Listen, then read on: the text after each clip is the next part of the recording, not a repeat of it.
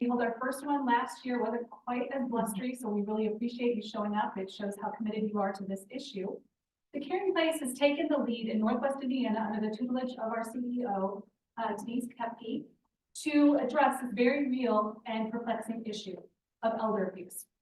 The meaningful conversation is necessary in light of the 2023 U.S. Surgeon General's advisory on the healing effects of social connection and community.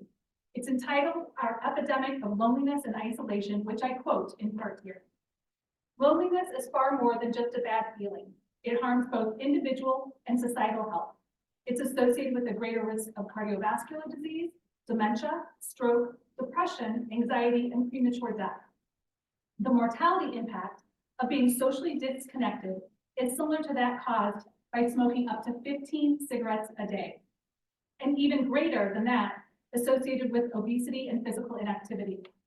And the harmful consequences of a society that lacks social connection can be felt in our schools, our workplaces, and our civic organizations, where performance, productivity, and engagement are diminished. Given the profound consequence of loneliness and isolation, we have an opportunity and an obligation to make the same investment in addressing social connection that we have made in addressing tobacco use, obesity, and the addiction crisis. The Surgeon General's advisory shows us how to build more connected lives in a more connected society. The goal of this afternoon's discussion is to shed light on the issue of our burgeoning elderly population.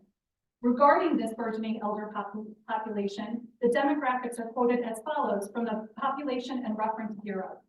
The number of Americans aged 65 and older is projected to increase from 58 million in 2022 to 82 million by 2050, a 47% increase. And the 65 and older age group share of the total population is projected to rise from 17% to 23%. The US population is older today than it ever has been. So clearly, addressing social isolation and loneliness is a mandate that is taken seriously. Senator Chris Matthews introduced a piece of legislation last summer entitled the National Strategy for Social Connection Act. The act provides a simple roadmap to begin addressing this epidemic by naming the problem, developing solutions, educating the public about best practices, and improving data about the scope of the problem. This act actually coalesces very well with our program that we've implemented at the Caring Place, which is called Sources of Strength. Some of you are probably familiar with that. Sources of Strength focuses on social support and connectedness, with the three pillars being hope, health, and strength. So you'll see as we discuss the act how it plays very well into our mission and the programs that we've implemented. Lastly, we will be incorporating aspects of this framework and Sources of Strength as this first of its kind set of recommendations, which we will discuss, for actions that will address this public health crisis of social disconnection, and it will also strengthen those social connections in the end. That's the hope. The Act describes 6 pillars to promote connection, which is a national issue, first starting with strengthen our social infrastructure, second, enact pro-connection public policies, third, mobilize the health sector, fourth, reform digital environments, fifth, deepen our knowledge, and lastly, cultivate a culture of connection. So you can see how this is playing out in everything we are doing here today. Now, to jump into the discussion, I am very pleased and honored to have the following exemplary individuals as guest panelists with us today. On behalf of the Caring Place, I want to thank each and every one of you for your time and coming out this history lesson and your contribution to our community. I'm going to start with Dawn Spears, Ivy Tech Professor of Human Services and Program Chair. Dawn has worked for 11 years at the Alzheimer's Association, as well as the Assistant Program Director at a transitional living facility for homeless individuals and families. He has worked with children and their non-custodial parents, served on numerous boards of directors, including the National Organization of Human Services as the Secretary, Chartered School of the Dunes, and the Tobacco Education and Prevention Coalition of Florida County as their president. He has published articles in several publications, presented at local, national, and international conferences, and is the 2018 winner of the President's Award for Excellence in Teaching at Ivy Tech. In addition to his excellent background and knowledge of the issues affecting our wiser population, as I will call them, as evidence, this issue is of significant importance to him. Thank you, Don. Kirsten Leosis at the Caring Place is the Shelter Operations Director. She also has a past, well, you're still doing advocacy work, but basically you left from advocacy work to more of a leadership role over at the actual shelter itself. Person has significant experience and knowledge in dealing with domestic violence issues. She's been an ardent advocate of victims of domestic violence. She, at the Caring Place, as I mentioned, in her previous role was a victims advocate in Porter County, and she helped victims obtain protective orders and walk them through the court processes with a listening ear and a strong backup support. It's evident in her professional and personal life that she is committed to this cause. Leosa's completed a 7-month internship at the College of Westville, during college at Westville Correctional Facilities, where she worked to develop her own life skill courses with the help of the clients. Loneliness and isolation can lead to higher incidence of elder abuse. Thus, we appreciate you being here today and sharing your knowledge. Next, Amy Wolf with the VNA as a community liaison. Amy has extensive background in the not-for-profit world and serves as a wonderful advocate in her role at VNA. VNA Northwest Indiana is one of only 7 providers in Indiana with an inpatient hospice center. The hospice serves over 600 patients a day. You can believe that. Is that, I want to make sure that that's. Yes, so we serve over 650 people a day across all of our service lines, not just hospice, but all of our services. Thank you. Amy is truly committed to the community where she works and lives and brings a wealth of experience to the table. Lastly, Pamela Legowski, Angel Care Long-Term Advocacy. Identifying and sharing ways to improve the lives of nursing home residents has become Pam Legowski's and Debbie Boucher's reason or passion. The duo are zealous advocates for nursing home residents, tirelessly working for change. Pam is a certified guardian with the state of Indiana and selflessly works toward the plight of elderly. Additionally, she's an advocate with the Indiana Long-Term Care Ombudsman Program. As we jump into the symposium today, the format will be a discussion to provide information and insight, as well as a vibrant and engaging conversation with the audience. We will have a Q&A at the end of this session, but the panelists will also field questions and comments from the audience throughout the panel discussion today. We will have a short video clip at the end and a few moments of discussion then. We've also included, thanks to Dawn's recommendation, a few moments of contemplation by streaming the song by John Prine called Hello in there. If any of you are familiar with that song, it's very relevant to this issue today. It's a befitting musical tribute. Thank you for attending today and making this a priority. To begin, we will highlight some aspects of elder abuse. Abuse, as we know, is a deep societal issue spanning ages and socioeconomic lines. Abuse in all forms is unacceptable. Abuse to our most vulnerable population of elderly costs society in many ways. The Department of Justice has recognized this pervasive and epidemic level issue. As such, they created the Elder Justice Initiative to combat elder abuse. The mission of the Elder Justice Initiative is to support and coordinate the department's enforcement and programmatic efforts to combat elder abuse, neglect, financial fraud scams, which also target our nation's older adults.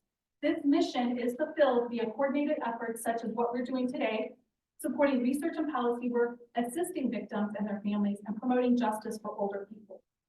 Many elderly find themselves infirmed in their home or institutional settings with little to no contact to the outside world. The forms of abuse, as I just mentioned, that they can be subjected to include physical abuse, sexual abuse, emotional or mental abuse, financial exploitation, and or neglect. And neglect includes self-neglect, not just neglect by another individual. So with all of that, in light of all that I just shared, the proposed legislation, the Surgeon General's report, and the FBI's Elder Justice Initiative, starting on my right here with Kirsten, please explain the work you do, the efforts your organization undertake to address this concern, and your thoughts on social isolation and loneliness as a serious issue in the United States.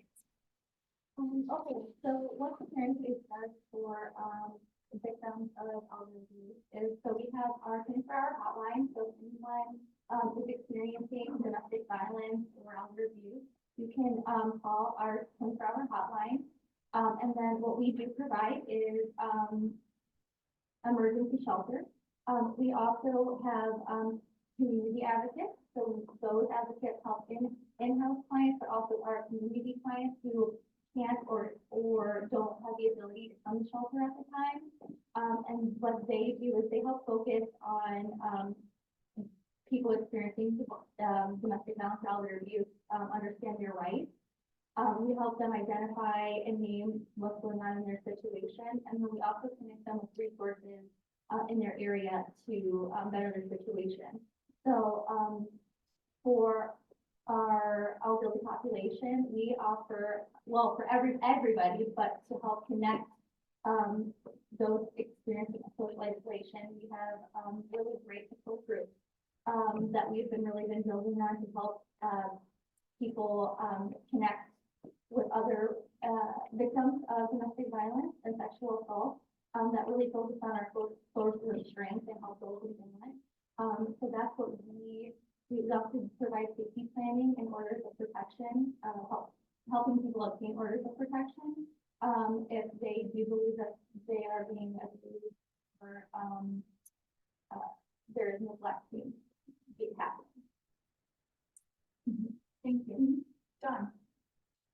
I chair the Human Services program, so I teach Human Services, which is kind of a hybrid discipline. It includes psychology, social working, and sociology. And I also teach from time to time in those other areas. And I'm really quite pleased that this Surgeon General's warning came out, and we're getting more attention on the issue of loneliness. It's been epidemic for a very long time, and it's not only affected the elderly population, but it's very good that we are starting to focus on that, because the research shows us very strong correlations between social isolation, depression, and anxiety, and then that has an influence on physical health and something that we call deaths of despair. And I'll talk a little bit later about the different categories of folks and the impact that it has on their quality of life as they get older. But this has been going on for quite a very long time. And we think quite often, I think that it's natural. A lot of people gravitate toward looking at a micro perspective. Like, this is my mother and she's isolated. What do we do about it? And obviously that needs to be addressed. But we've got institutional level issues that have been contributing to this for many decades. There's a very famous book of sociology that's been written, and it's very accessible to lay people. It's Robert Putnam's Bowling Alone. And basically what that book is explaining is it's talking about, over the last 50 years, the way in which we don't gather together as communities any longer. And it's contributing to a number of social problems, including the topic of the day today. And it kind of got into hyperdrive when COVID kicked in, because then we saw that it was also affecting school-aged children. And as wonderful as streaming access to resources can be, it's not the same as being in the same space, looking eyeball to eyeball with somebody else. And if you can see that they're in pain, just reaching out and having a kind word for them, that's crucial. And what it's done is we've lost this sense of community. And even though our country's pretty much always been based on individuality, it's gotten to the point where it's pathological and it's influencing many categories of people's mental health and their physical health. And now we're getting to where it's having an impact on our ability to get work done in government. So we're a very splintered society. And part of what I'd like to contribute to this conversation, in addition to the micro level, is what's the big picture factors that are influencing this? Because what happens out in the greater world, none of us lives in a bubble, even if we're living alone. It still impacts our quality of life and our health and other people. It's just not quite so easy to see. Thank you, Don. And to that point, I want to mention right now, Don has some flyers out at the table, but he does also run a depression and anxiety support group, which meets monthly. The next one is this Saturday, 9 to 10:30, and it's a free service led by Don. And so make sure to pick up any flyers or ask any questions. Would be appropriate to mention that now. Yeah, Is that still at the library? it's at the library. We've changed it from Fridays. It used to be Friday evenings and we started to get conflicts. So it's going to be now Saturday mornings, 9 o'clock to 10:30. And it's in meeting room B. You don't need to pre-register or contact me. You're more than welcome to, but it's not necessary. So if you just want to pop in and one of our members was generous enough to share that I didn't participate until like the third meeting, but I've come to every one, but I was scared to come in and I'd walk back and forth and I'd look and get a sense of what was going on. And I finally saw, you look like nice people, so I thought I'd give it a try. So if you need to come and just, gawk in, I promise we won't call security on you. We know that you're getting a sense of comfort and everybody's welcome and nobody's going to be judged for what they share. So like I said, free and open to the public. Amy. So, mentioned, I'm Amy with BNA Hospice, and so we have several different service lines. So we have hospice, which, for those that aren't familiar, is end-of-life care for those that have been given a prognosis of approximately 6 months or less to live. So our goal is to make your last days your best days, however many days those are, and to make sure that nobody dies alone. I think a lot of people don't realize how many of our elders or seniors are in assisted living or, skilled nursing facilities or even at family members' homes that are just kind of existing and not really thriving and, or they don't have the medical equipment that they need, an adjustable bed or, a lift to get in the shower or any of those things. So, when it comes to that end of life journey, we're able to help there. We have our palliative care program, which is, for anybody that has a chronic, serious or ongoing health condition.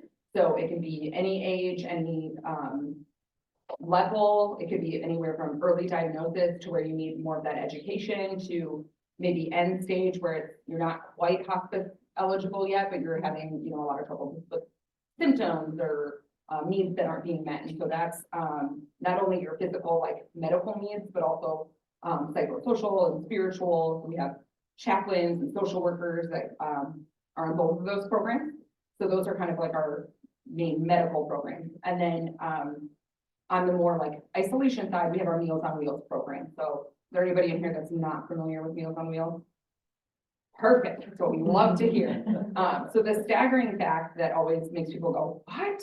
Is that some of the people we deliver our meals to, the volunteer that drops off their lunch is the only person they will see all day.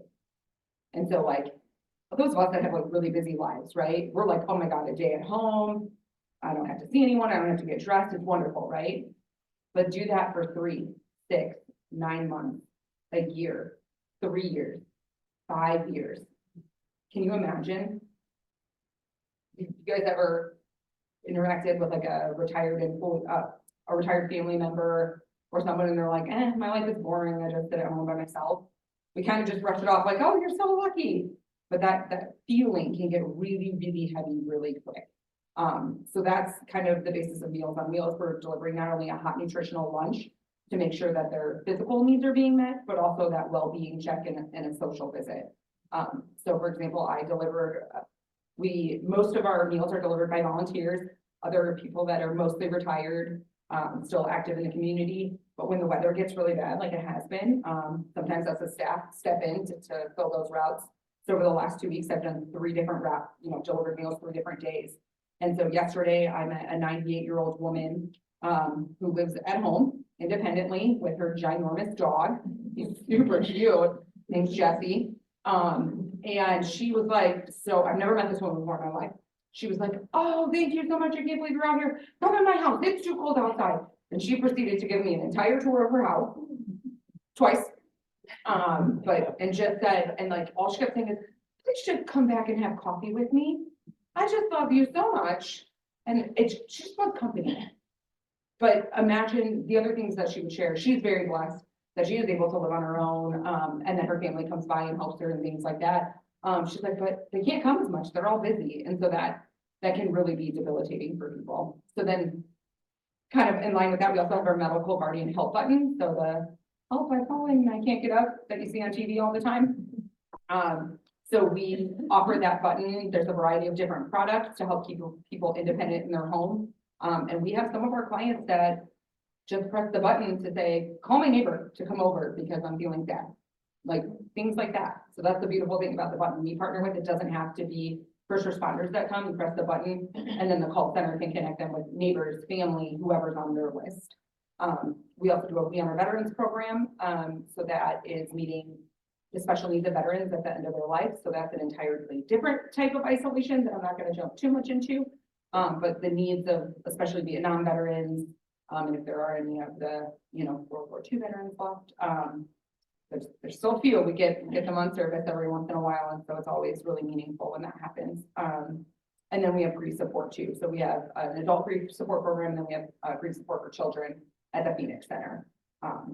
And so that is, again, a whole nother subset of isolation, especially after, someone who's been married 50, 60 years with their spouse and they're living alone for the first time in their lives, can be really, really heartbreaking. So that's what we do. Thank you. Clearly illustrated the theme for today that 1 is a lonely number. Yes, yes. Pam. Hi, I'm Pam Rogalski, and as Angie mentioned, my friend and I started an advocacy about 8 years ago, and it's now turned into an umbrella of a few different things that we do. And 2 of them that apply more to today is the Ombudsman program and the guardianship program. Does everybody know about the Ombudsman program? Okay, so You said no. I saw a couple notes. If that is specifically for long-term care facilities. So if you have a loved one or a friend in a long-term care facility and they have certain rights, which most of them are not aware of. When my mother was in a facility, I had no idea some of the things that we could have requested or changed. And I didn't find out about that until afterwards, which is one of the reasons I'm doing this. Part of the program is we go around and we educate not only families, but also the residents, because again, most of the time the residents don't know that, like an example, they used to wake up my mother at 5:30 every morning. She was wheelchair bound. She could not do anything else by herself because she had had a stroke. So she could only use one side and she wasn't strong enough to go anywhere by herself. So they get her up at 5:30, put her in the wheelchair. She sat there until 7:30, 7:45 when they would take her downstairs to breakfast. And then if you're familiar with any of the facilities, you go, and somebody's here from one of them, I'm not knocking all of them, but they take you down there, and then after you're done eating, it can take up to an hour for them to take you back up to your room, and so on and so on. Well, I found out later, we should have been saying, my mom really doesn't want to get up at 5:30. It would be different if she could get up and do things, but since she just sits there in a chair, So one of the things that we did, my friend and I, a couple years ago, went around to all of the facilities in Porter County and did presentations to the residents. And again, most of them were like, really? Like, they just didn't have a clue. And the thing about the Ombudsman program, not only are we there to advocate for the rights of the residents, which are covered under federal and state law, that's their right. But a family member can call, a friend can call. If you go somewhere and you see something that doesn't seem right, you can call the Ombudsman program. Now, the problem with all of that is there are 16 areas in the state. We're in area 1. There are 6 counties in Area 1. They just recently, last year, or a year and a half ago, added a second ombudsman to that area. So we're in, the person we report to, there are 2 volunteers. My friend and I are the only 2 volunteers in part of Area 1, which is 5 counties. And we only do Porter County, so that's 16 facilities. The person who we report to, she covers all 5 counties, so she's responsible for them and more. There's just no way it can happen. So when we first found out about it, we considered becoming an ombudsman, but we decided, first off, I'm retired, I don't want that. But we decided they need help, like in almost all jobs. I think probably everybody could use some help. But we talked to them and we worked with them for 3 years. We went downstate to talk to them in India and met with 3 different state directors, but they kept changing before we finally got one going. So now we're trained. And so we can go in too. So what an ombudsman does is not, you don't directly do something for one person. You oversee, like I have a facility, that's my responsibility. So I go in there and I walk around and I smell, eyes open, you know, whatever I see that doesn't seem right, and I report that back. Or if it's something that I feel I can address, I will go and I will talk to either the DON or the director there. And so that's a little bit about the ombudsman program. So then also the guardianship program. Is anybody aware of VASIA or Indiana Guardianship Services? So VASIA is a state program. And it's very robust. Actually, Angie was one of the first volunteers that was trained in Lake County. They've got like over 100 volunteers or something in Lake County. So in Porter County, we didn't even have it. They had it in LaPorte County. We went to PCACS, everybody knows Porter County Aging Community Services, and talked to Bruce Linder there about it. And while working with him, we got a grant through to start the volunteer program, which was approved at the end of 2019. Unfortunately, we trained everybody at the beginning of 2020, and then COVID hit and we couldn't go in anywhere for like 2 years. So we kind of had to start all over. But that is, we do have a handful of volunteers, but we could use more of them. Now, that's a much easier thing to do. The ombudsman program, if you know of anybody who would be interested in it, it's a wonderful program, but even the volunteers take I can't remember if it's a 30 or 40 hour course that we take. Whereas the guardianship program, you're assigned a person. So you go in there and kind of like how we were all talking about, somebody who the last person I had, she passed away recently, but her son lived in Joliet. He put her over here because it was cheaper to put her in Indiana than in Illinois. So it was far away from her, and then there was a grandson. That was all she had in the world. He never, the whole time she was here in Porter County, came to see her. So besides the guardian, the caseworkers, I was the only person who ever saw this woman. So that kind of person, you know, just go to them and you know, you just talk to them and play music for them or read to them or what, you know, you try to figure out what works for them. But you're somebody who's keeping them from being lonely, like we're all talking about. And I have not had one yet who is not, they're so appreciative, like Amy was saying with this woman that she with the dog. Whenever you leave, it's thank you so much for coming. I hope I see you again. And you know, sometimes they don't remember, they just saw you like the day before, because that kind of goes with a lot of that. But that's, we do have training coming up. I think it's the 26th, if you know of anybody who's interested in being a volunteer for that. So I could keep talking about it, but I just wanted to differentiate between the 2 programs so everybody understood. Thank you.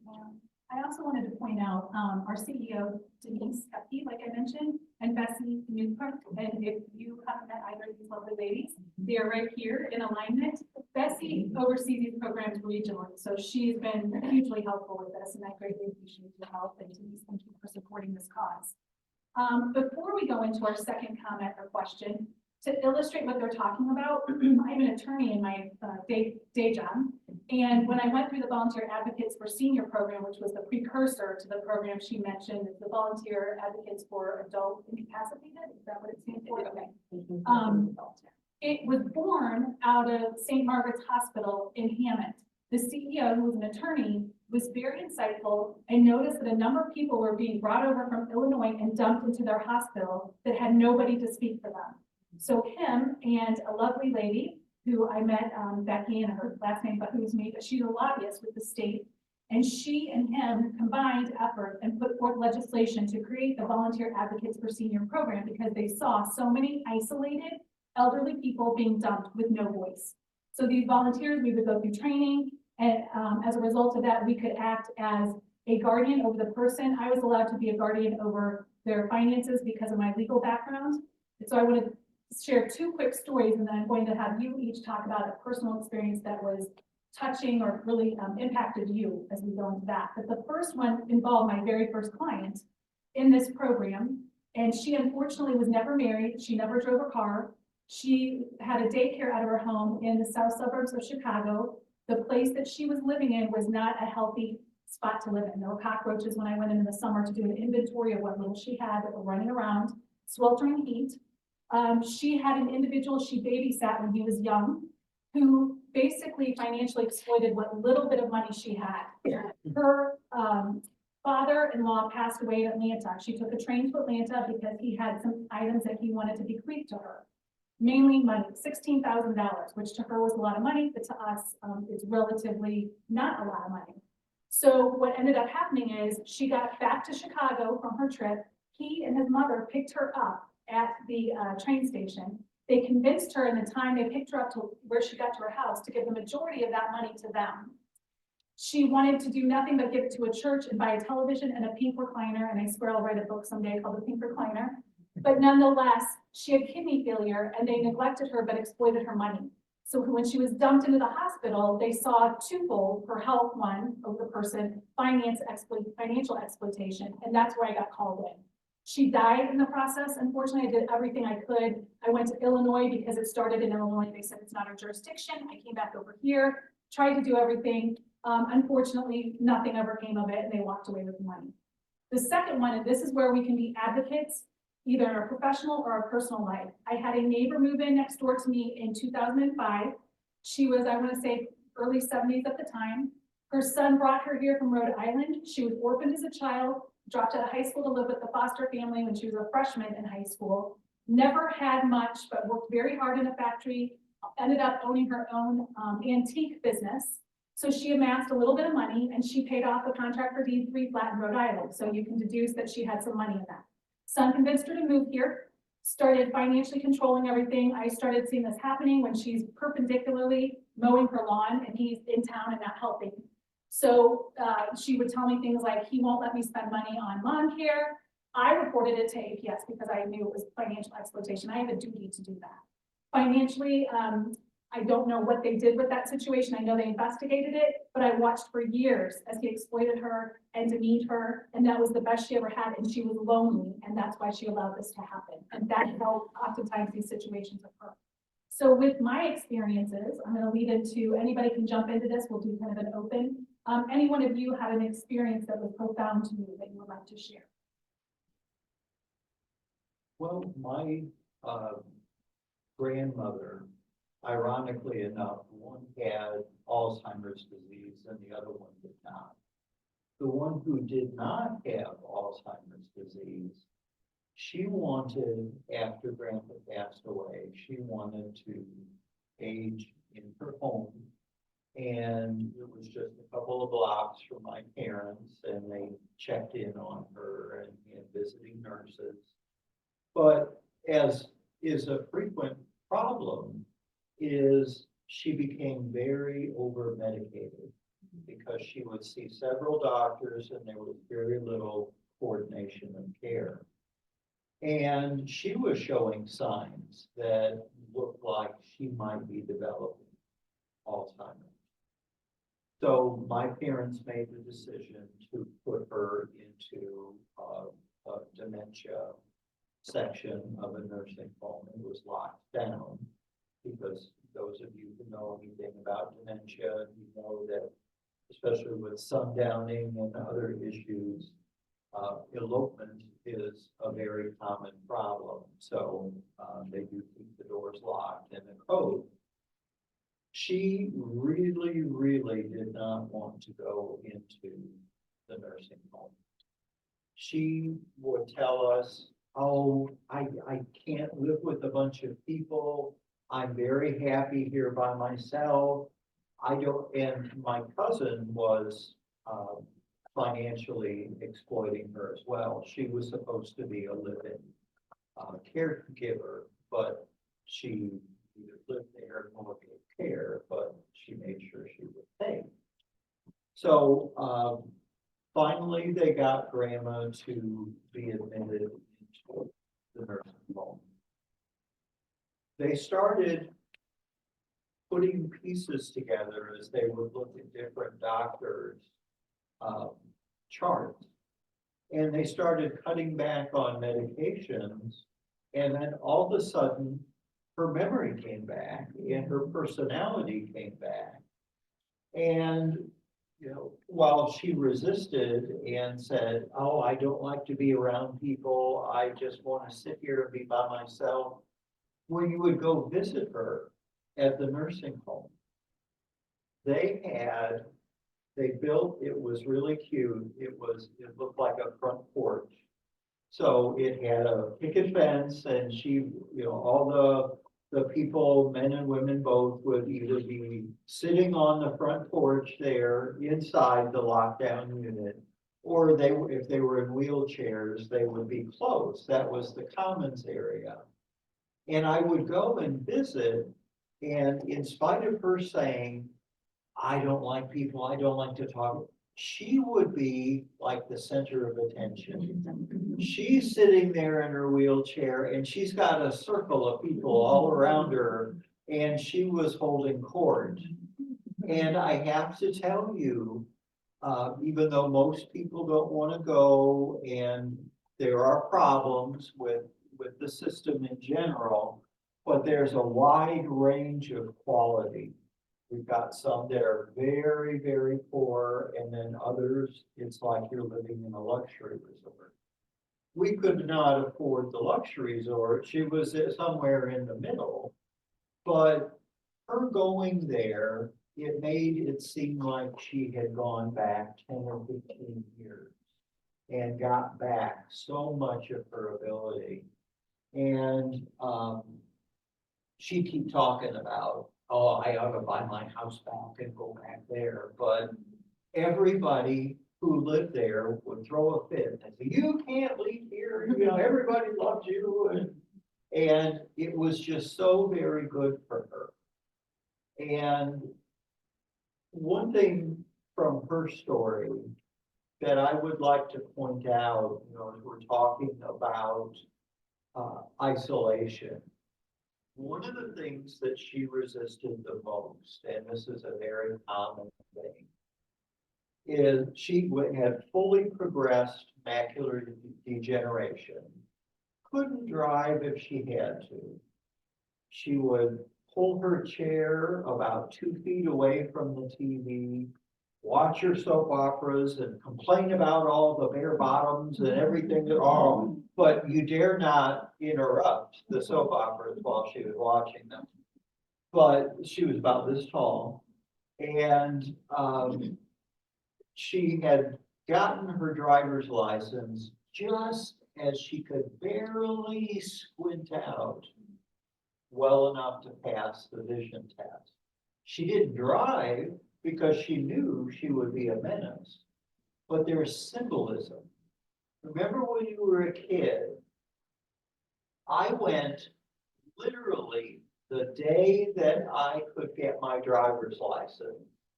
You know, I waited for my dad to get home from work, and I'm like, okay, let's go, let's go, let's go. Because it's freedom. It's very symbolic and very powerful. And even though she gave her car away, she had to have that license. Because to her, that was her connection to the outside world, even though she didn't try. So some of these things that appear to be very small, they can have tremendous impact on the psychological well-being of our elder relatives and friends. Which comes in the Surgeon General's report, that this isolation and loneliness is the equivalent of smoking 15 cigarettes a day. So there definitely is impact. So thank you for sharing that. Anybody else? One issue that we've been noticing lately in the shelter is that we are getting individuals in the hospital that don't know what else to do with their aging patients and trying to send them to the shelter. And one individual in particular, he was a true victim of domestic violence. He was in his early 70s. He was socially isolated. The only communication that he had with the outside world really was his wife, who was his abuser. She ended up beating him with his cane. He had to go to the hospital because of his injuries. And so the hospital called us because he needed shelter. The barrier that we kind of have is at the shelter, we are only social workers, case managers. We are not, and do not have medical professionals on staff.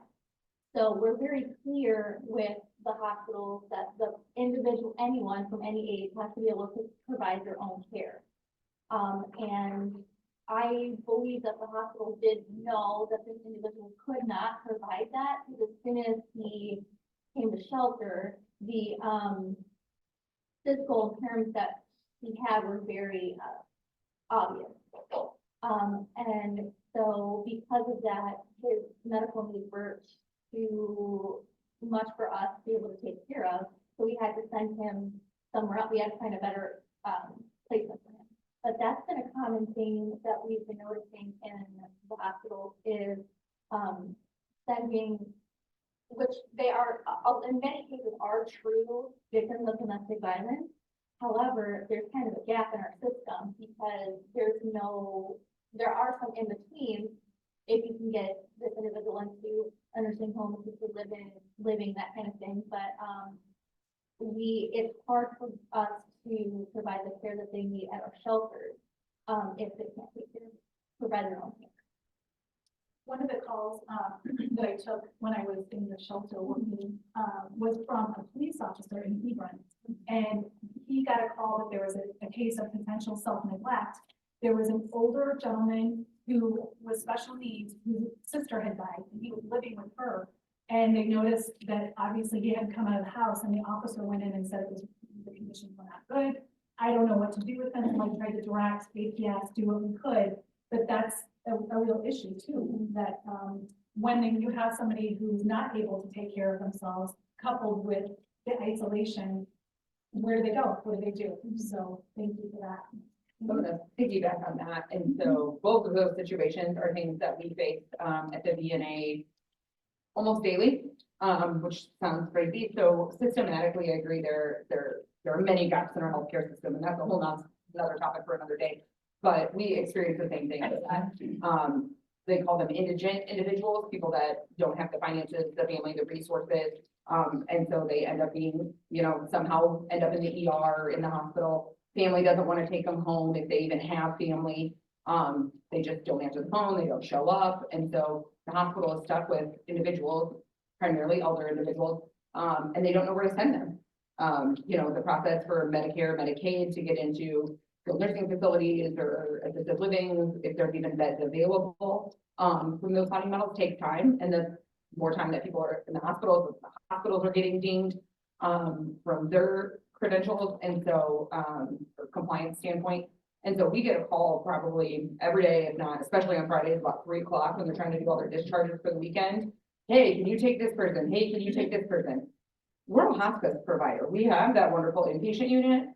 Those are for people that are at the end of their life that meet a general inpatient criteria. That means they have a treatable symptom. They're terminally restless, shortness of breath. We're trying to ease their pain during that active dying process. Actively dying is incredibly painful. It can be, and that's why we have places like the center to provide that 24/7 care for those people. We can't just put anybody in there. We're not a long-term residential facility, but that doesn't stop the hospitals from calling and asking, well, they're old people and you serve old people. No, that's not how that works.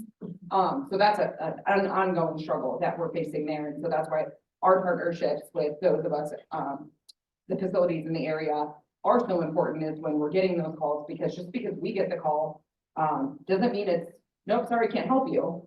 Then we know that we have those relationships and we say, did you call this building? Did you call that building? Is your case manager going to work with this person? Because we are a nonprofit and we serve everybody regardless of their ability to pay. So even if we're not the service that they need, we work and do our best to connect them with the service that they are. So that's systematically one of the challenges we face. On a more individual level, self-neglect, which I never, like, you kind of know what it means, but to really see it and kind of understand it is very much a different thing. And so it was brought to our attention from our Meals on Wheels volunteers that there was a gentleman living out in the rural areas of our county, that he didn't have running water, didn't have shelter or electricity or any of those things. And so we had worked with APS, Adult Protective Services, multiple reports have been filed, but this gentleman was adamant this is how he wanted to live. If you guys remember, I believe it was the last winter or the winter before, the last time we had these like really deep negative days, it was very, very cold. We were very worried about the gentleman. He didn't have heat. So we made a few extra trips out there, make sure he had hot food. But he shared with one of our Meals on Wheels volunteers that he had a big sore on his foot. And so they were like, okay, let's see it. His entire foot was necrotic. It was black, it was dead. It makes me want to get just thinking about it. It was really bad. And so they took a picture of it, sent it to us as staff. So then we knew that there was an emergency situation. This man's life was now in danger if he didn't get immediate medical care. Thank goodness that, I don't know how, some weird happenstance, but this man did not want to go to the hospital. And so we could call all the ambulances we wanted out there, but if he wasn't going to willing to go, the ambulance couldn't take him because that's kidnapping. I had a whole conversation with the paramedic about it. And so thankfully, by some happenstance, there was a friend that became involved. That friend came out, and he's not bound by the same laws that we and the paramedics are bound. So he said, you, sir, expletive, get in my truck, we're going. So thankfully, this sir got to the hospital, got the attention he needed.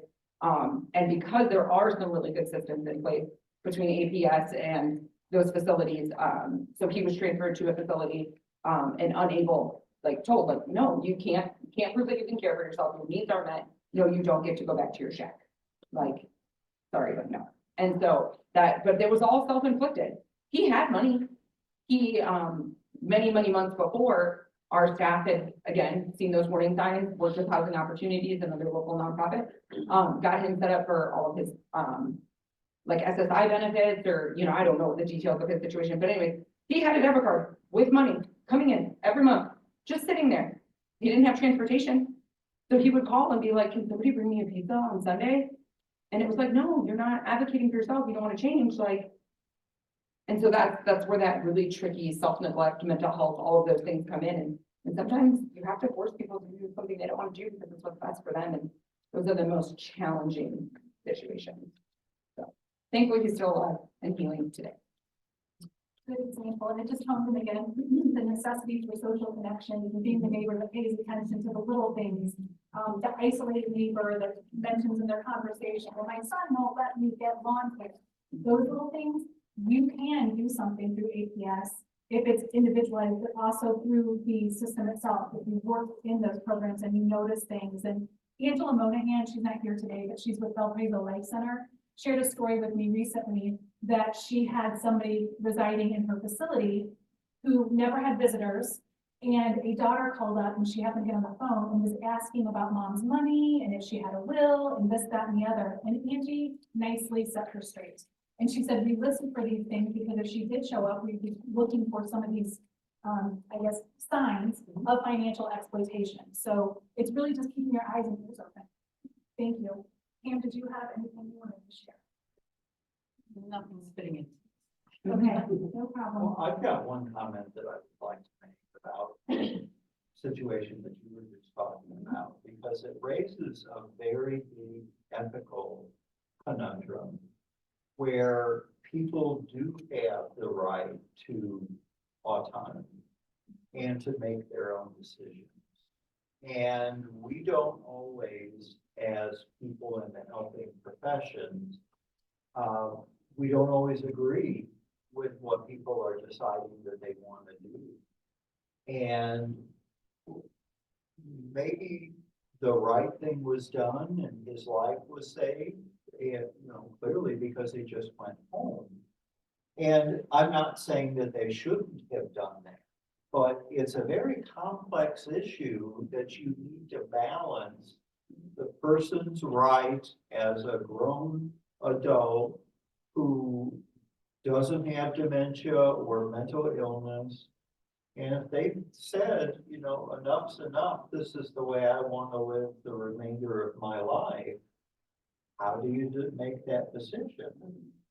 So I'm not at all saying that you guys are wrong. Oh, yeah. I'm just saying it seems cut and dry perhaps, but there are lots of layers that you need to peel away when you decide how and if you're going to intervene on somebody else's behalf.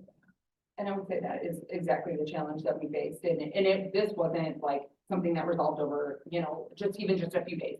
This was months, and I would even probably say years, that staff, this sir was on, the VNA radar long before I even started at the VNA, and I've been there 2 years now.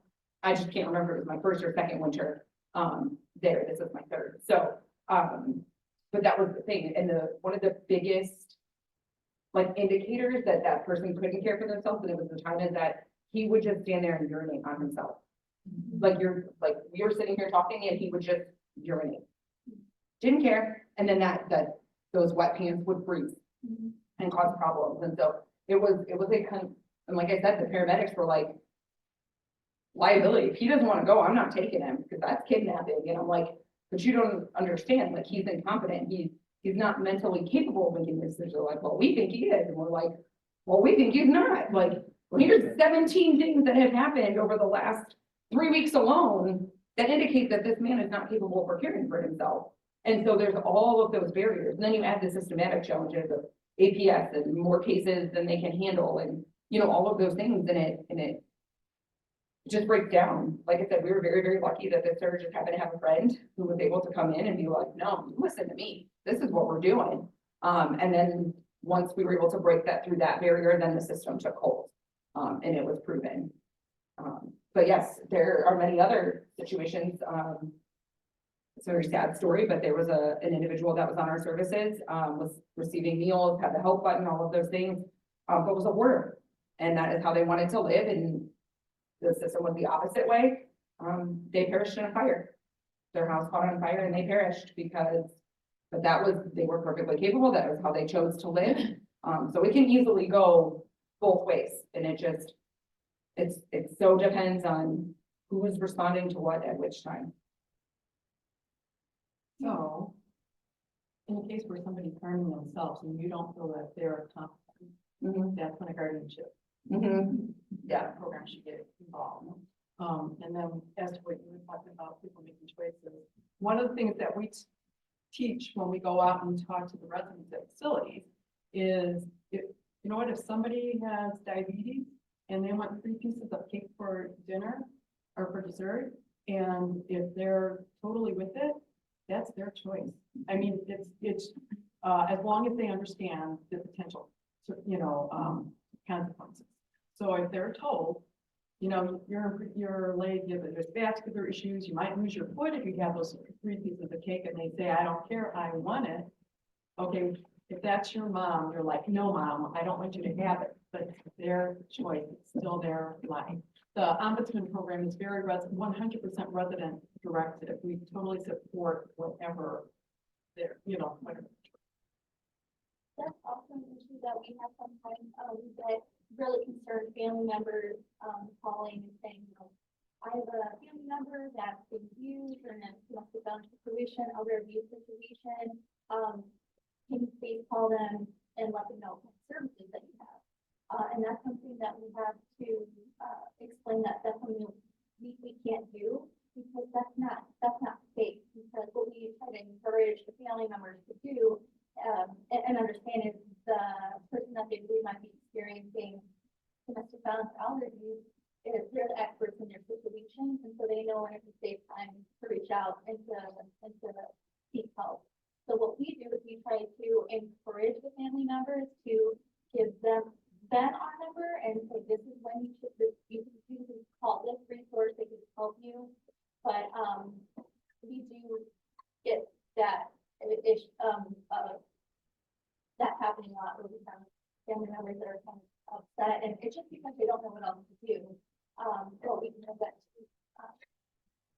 it's their right to reach out if they want. And it is also their right to go live or to leave us, you know, Yes, and yes. often people are like, well, stop them, you can't, you know, don't let them. They are adults who can make their own decisions, and we support and we can help as much as we can, but, you know, it's not for us to judge, right? We're there as a resource, but people make their own choice. You know, the roles of family members and even kids and friends and families, and then when you get into, you know, powers of attorney and that medical thing, one of, kind of part of our mission at the VNA is, helping seniors remain independent and in charge of their medical decisions for as long as possible. You would be surprised on how many, especially the children the adult children that live out of state, right? So you've got, you know, Nana's, you know, been sick with cancer for years. Nana says, I'm done. I'm done. I don't want to fight anymore. I just want to be comfortable and in peace.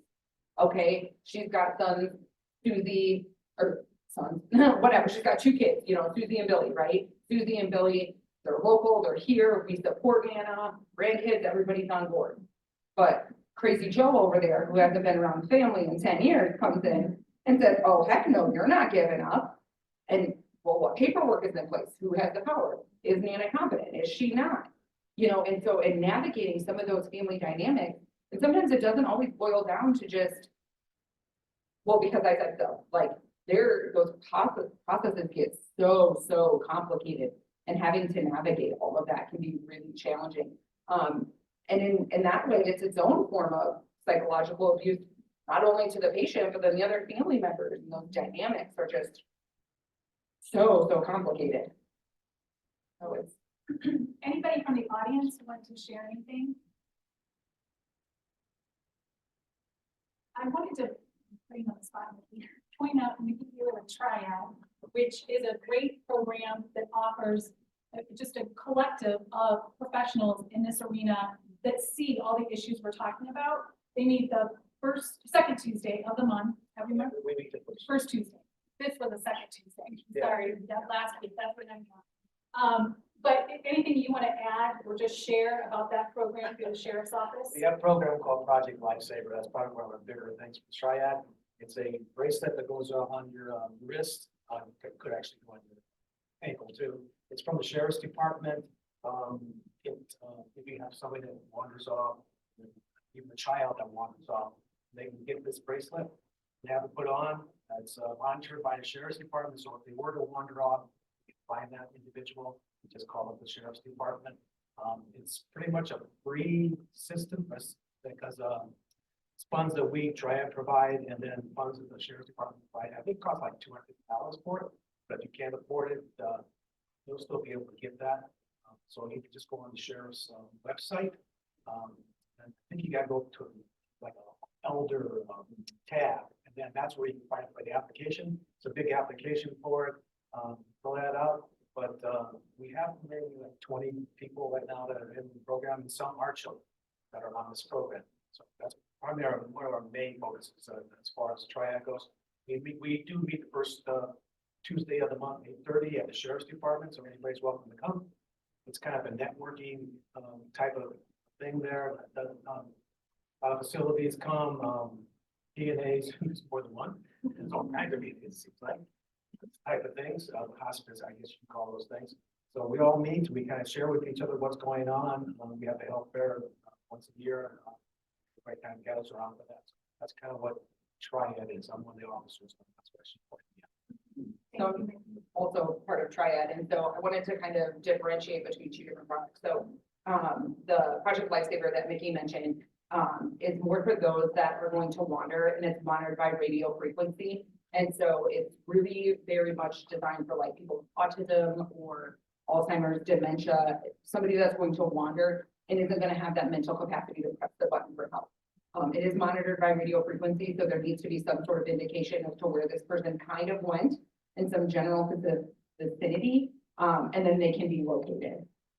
Versus like the button that the VNA offers, the medical guardian alert help button, which is very much self-administered, and so it's, you know, whether it's a watch, a pendant, a belt clip, that person has to push the button and then be able to communicate that they need help. If they press the button and there's no response, then emergency services are automatically dispatched. So two very, very different products that serve two very different purposes, but both very, very relevant to our population. So Thank you, Amy.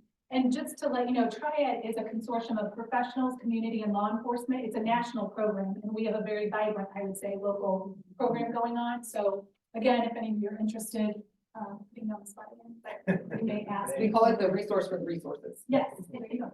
Susan? And the button for the Triad button, that one that has the radio frequency, if you have people in your life, or my father is no longer with us, but I wish we had had access to that when he was here, because he was still riding his bike at 90 and he was perfectly capable of riding all around town unless somehow he got off of his normal patterns. And one day I remember just loading my little kids in the car and searching for dad because there had been a road closed or something. And so he had to take a different way. He was 90 years old and from Valpo and ended up way down almost to Maribel, up Highway 30 and that sort of thing. And Valpo PD did find dad. They were amazing, but it would have been much easier with that. So don't think that that has to only be somebody who's been diagnosed with Alzheimer's or, you know, anybody who can get kind of lost is still independent, but, you know, something like that would be invaluable in that situation. Yeah, so that's the exact difference, Denise, is if that person can communicate, hey, I got lost, but this is what's around me, they're gonna want that medical guardian help button. If they're Alzheimer's, dementia, autism, prone to wandering, and they cannot communicate for themselves, they're gonna want Project Lifesaver. Thank you, everybody. Questions, comments about anything from the audience, please? I was gonna add to the police department has the care program. And I had to look up when is it activated, but when the heat index, is over 100 degrees Fahrenheit, air temperature is below 5 degrees, snow accumulation of 6 inches within 24 hours, or any other weather condition. For our program, all they really have to do is register a loved one, and they'll get a phone call, depending on what else their needs are too, and kind of what's gathered from that phone call. Our officers are able to do more. Like, we had one officer that, he had delivered someone's medication because she was not able to go to the store. She couldn't drive, wasn't gonna walk when it was as cold as it has been. So he went and got it for her, delivered it to her house, stuff like that. And then also with, us having a social worker, in the sheriff's department, having a social worker too, Sam and I also connect with people from those programs as well. Thank you for adding that. Just to add a couple things to what they mentioned before we go on to the next question. So when we talk about guardianship, if you call APX, this is a potential that they may petition through the prosecutor's office for a guardianship. If that guardianship goes through, that person loses, which is the ethical component, they lose all sense of individuality. They're stripped of all of their rights and somebody steps in for them. So that is an extreme and you do have to balance that and think about those things. And then Kristen, something you mentioned, I didn't take a lot of calls when I worked in shelter, but one of the calls I took, and this is a prime example of financial exploitation. It was a woman who snuck on the phone while her husband was gone because she was being abused, financially exploited. She had no money. He controlled all the money and she didn't know how to escape. So I did give her APS's number and said, hey, at least you can try APS. If you're not willing, if you're not able to get out any other way, you could call them and here's the hotline for them and see if they can assist you. So that came to mind. And then with regard to advanced directives, to avoid a guardianship situation for someone who might be independent but just have some consternation going on, medication issues, whatever it is, if they have an advanced directive for both healthcare and for finance and had an agent appointed, that prevents from a guardianship occurring unless an extreme case is involved. So that is one thing you can do in advance to try to hedge against these things. Pam? And I am part of a group called INSIL. Does anybody know what that is? Indiana State Individual Living Council, and it's a group of people that, from Indy, and they do work trying to keep everybody in their homes so that they can live independently. And, when we brought up, my friend and I, that one of the things that we do is work with the guardianship program up here. If we would have been in person, I'm not sure if they would have, we've been thrown out of the room or what, but, apparently the majority of the state is what Angie just said. Up here is the Indiana guardianship one. They're actually in some ways like the ombudsman program where they're more resident directed. Now, if somebody's totally incapacitated and can't contribute to a decision, then, you know, they just direct them. But if somebody, okay, I have worked with somebody who has schizophrenia. And, oh, really, she seems fine most of the time, but somebody just needs to see her very often to make sure things don't start happening. And, but she's with it enough that she can make her own decisions for what she wants and this and that. The attorney who's currently, who you've met, Angie Amber, who's in charge of the program up here, is very much about keeping them as involved for as long as possible. Which, again, my understanding is that's unusual for a guardianship program, and especially since you just said it, I thought, oh, I guess it is the way you said that. But up here, they do try to let them still feel like they have some decisions, that they can make decisions in their life. Thank you for adding that. I thought I'd stop and take a little moment of meditation, for lack of better. Don had mentioned that maybe we should play this song by John Prine. And I think it really illustrates what we're talking about, that when we get to a certain age in life, sometimes people just walk past us and don't realize that there's an individual there, and just saying hi can have such meaning and can change, maybe even change a life, let alone a day. So I will try to play this. I've been having some technology issues. I'm going to try to play it, and then we can talk about that and then lead into the next question. And like I said, we'll continue discussion, and then we will show a brief segment of a video that relates to this, have some Q&A, and then we will let you guys go back to the pool. She had some friends, or somebody had told her about somebody, she would go and visit and I'd sit there, but you know, it kind of was ingrained in me that you're supposed to do that. And I was thinking about how my mom, if we went to a restaurant or if wherever we were, if she saw somebody in a wheelchair or whatever, they looked a little, you know, just if they were disabled or something, she always had a kind word for them. If we went to a restaurant, there was never a time, if she saw somebody sitting at a table by themselves, she would go up to them and say, like what she would say. It was like some kind of compliment, like she might say, "You look so beautiful in that sweater, I just wanted to tell you," and then she'd wish them a good day. Because and I never thought about it. I never just think Thank you for sharing that and being so transparent.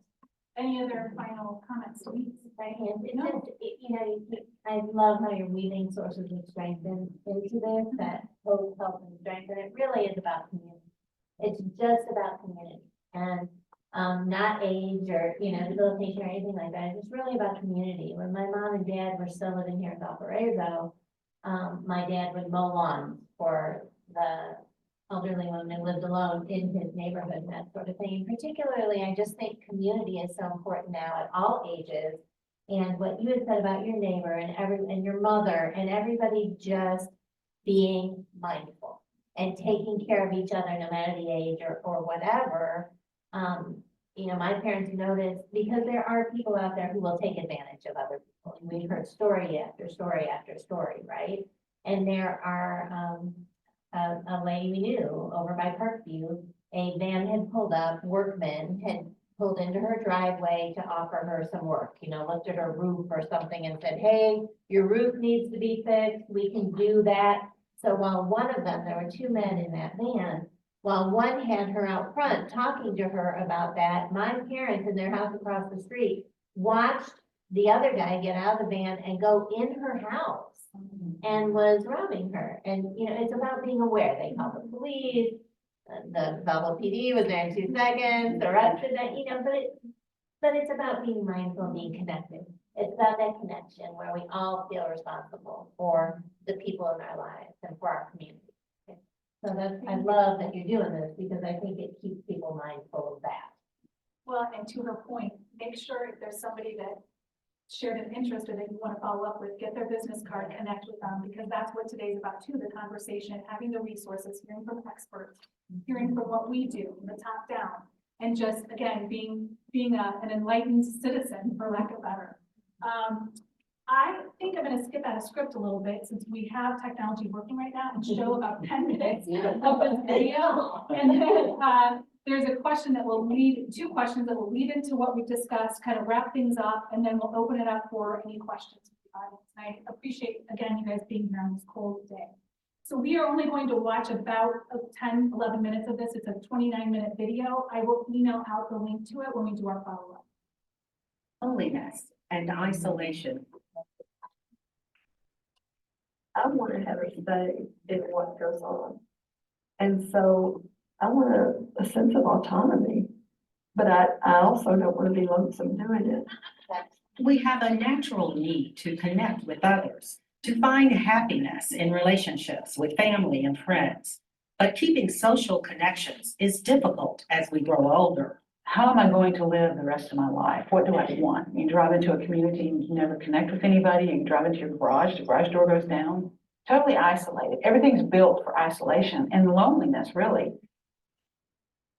Many Tennessee adults 65 years and older experience social isolation, according to the Tennessee Commission on Aging and Disability.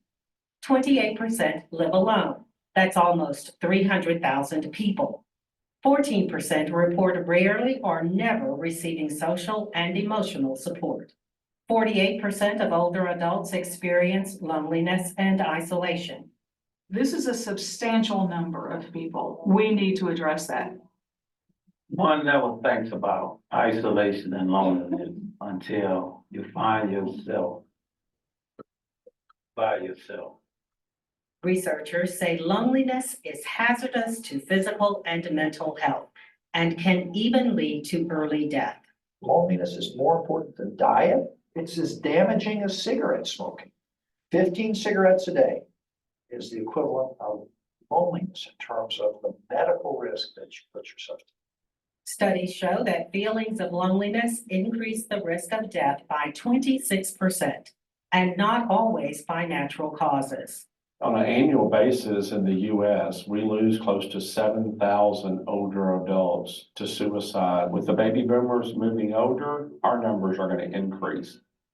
There is an urgent push to find new, reliable ways to measure loneliness and isolation and to intervene before the damage is done. We saw big differences in depression, anxiety, better sleep. So what we want to do is actually correct those things so that if we can actually reach out to people, maybe we can actually prevent some of those things.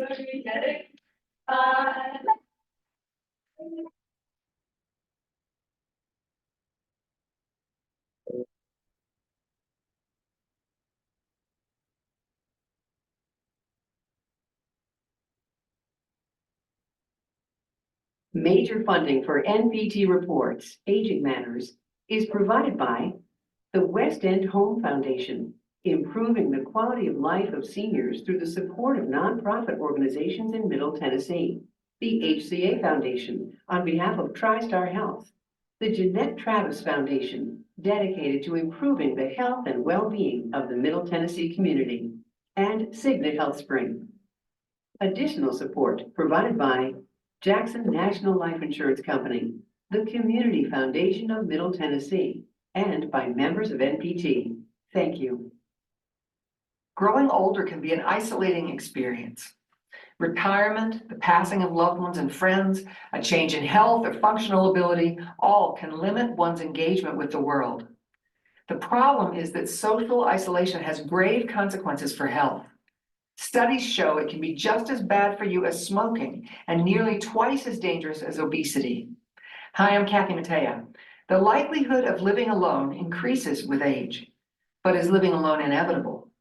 Is physical isolation as bad as feeling isolated or lonely? What can we do to prevent ourselves and our loved ones from becoming withdrawn from community? As our population ages, we need to think about the kind of community we want to live in and what it will take to create it. Join me as we explore the role of isolation and community in our health. Stay tuned.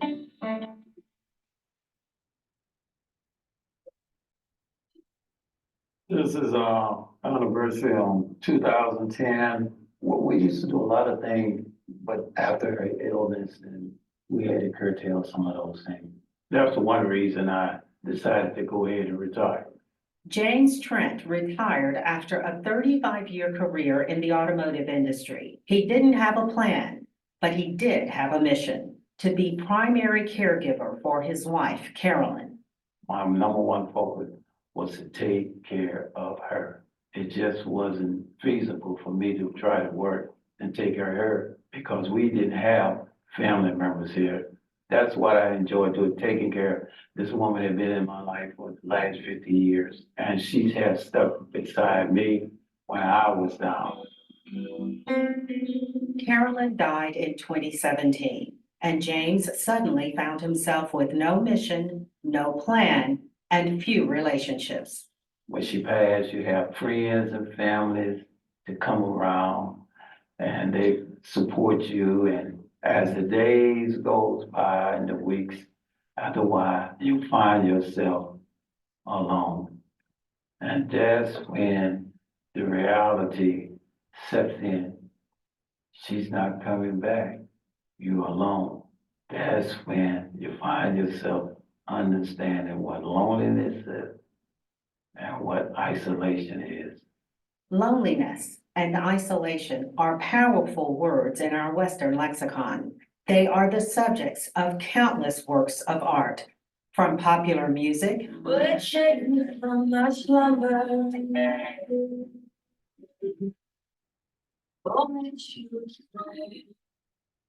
to the visual, to the written and spoken. When in disgrace with fortune and men's eyes, I all alone beweep my outcast state. But isolation and loneliness are often misunderstood and misconstrued when it comes to social and clinical purposes. Experts are working to define the risk and identify the consequences of what is now considered a public health threat. Western countries in particular have been looking at this, for several decades as the older population becomes more isolated from the general population. For example, retirement. A lot of times that really reduces one's social circle. Of course, the death of her spouse or family members, other friends, which we have environmental factors, which may be living in remote areas or where we don't have adequate transportation, or maybe disability or health issues. Loneliness is more of a subjective feeling, and it has a lot to do with a person's perceived social contacts and connections compared with what they would want and desire. So that if a person wants social contacts but doesn't really have them, that is understood as loneliness. Dr. William Petrie is professor of clinical psychiatry at Vanderbilt Medical Center. His patients are mostly older adults. While anyone at any age is at risk for loneliness, Petrie suggests we should pay extra attention to older adults. The older population is more vulnerable to this. There's less they can do about it. But the fact is, loneliness is a problem even in younger people. Simply put, social isolation can lead to loneliness, which can lead to health problems, both physical and mental. If you are lonely, you will have an increased incidence of heart disease. You will have an increased risk of stroke, increased risk of premature death, and increases dementia. Also reduces your cognitive ability. The root cause is not simply living alone, although that can be a risk factor for social isolation and loneliness.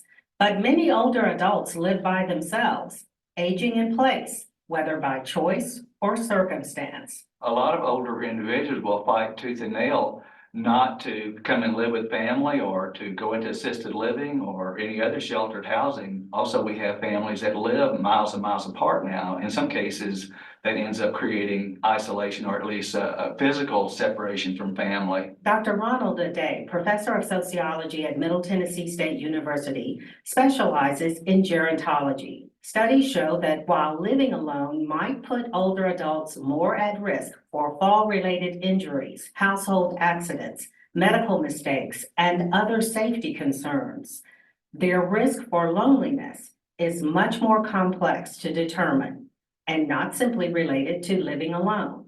For some individuals, they may have a real small social network, but may not necessarily feel lonely. They may enjoy living in a remote area. A lot of people do like to live a very private kind of life. We know also that we may be isolated even though we live around people. In today's society, we have neighbors, but we may not necessarily know who those neighbors are. It's not necessarily sometimes a number of people that we have, but the meaningful relationships that we have. In other words, someone can be lonely but not isolated, or isolated but not lonely.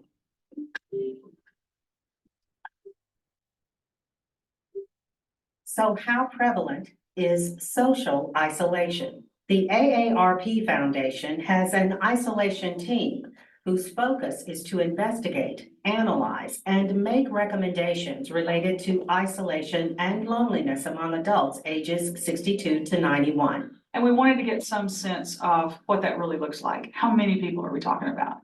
And so this survey indicates that most people over 50 don't experience loneliness or isolation, but almost 30% do occasionally feel isolated and experience loneliness, and 20% say that they do that on a regular basis. This is a substantial number of people. We need to address that. The study found that certain characteristics are linked to social isolation. They include physical impairments like hearing loss and lack of mobility, psychological problems like depression and addiction, and a number of social challenges. A couple of population factors contribute to the feeling of isolation and literally being isolated, and that is non-English speaking groups, and we have literally hundreds of those right here in the Middle Tennessee area. The LGBTQ community, women, single women, multicultural folks, any people who may find themselves in a vulnerable situation or not have other people like them around in larger numbers can definitely feel lonely and isolated. Okay, what I'd like to do now, hopefully that spawns some conversation pieces. I would like to, in light of everything, kind of the totality that we've discussed so far, have any or all of you talk about what you think we could or should do to mitigate the societal concern from your personal experience or your professional experience. And like I said, there was some fodder presented in the song and the video. So any of you. Well, I think that it was very important that they talked about the subjective nature of loneliness, and not everybody who's alone is lonely, and you can be lonely in a crowd of people.